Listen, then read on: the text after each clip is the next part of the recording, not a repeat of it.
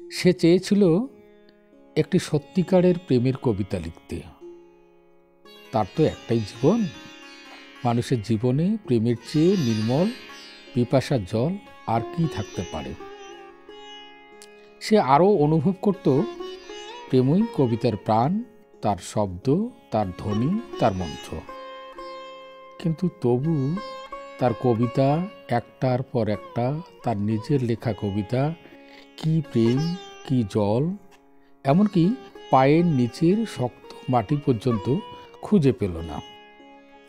কবিতার জন্য তার দিবস রজনীর জাগরণ, যা ছিল তার জীবনের কঠিনতম সত্য, প্রেম নয়, তাকে বারবার অপ্রেমের দারুণ আগুনে ছুড়ে দিয়ে বলতো, এখানেই তোর পরিশুদ্ধি, এই যে আগুন, মানুষের পৃথিবী, আগে তার খিদে মেটা।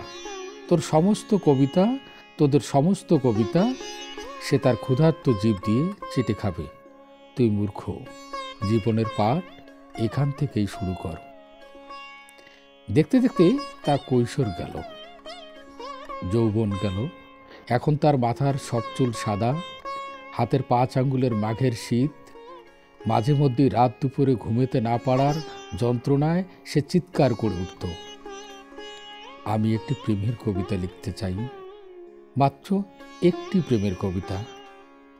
আর তখনই শোনা যেত তার মাথার ভেতরে, তার বুকের মধ্যে সেই কঠিন তিরস্কার, বুড়ো হয়ে গেলি, এখনো স্বপ্ন দেখছিস? দেখ, ভালো করে দেখ, তোর চারদিকে এখন হলুদ হেমন্তের পৃথিবী।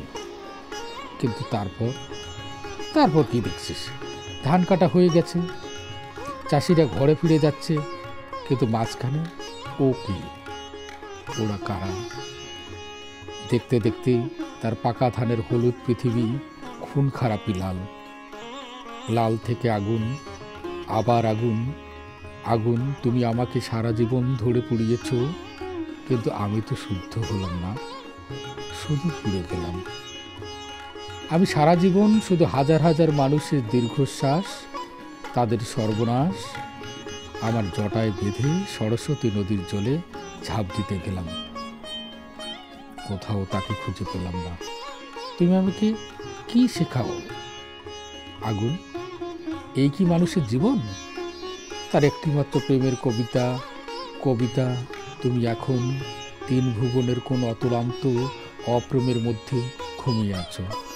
ঘুমাও, তুমি ঘুমাও, আর আমি জেগে থাকি। আর এক আরম্ভের জন্য মৃত্যুর মুখোমুখি আমি জেগে থাকি।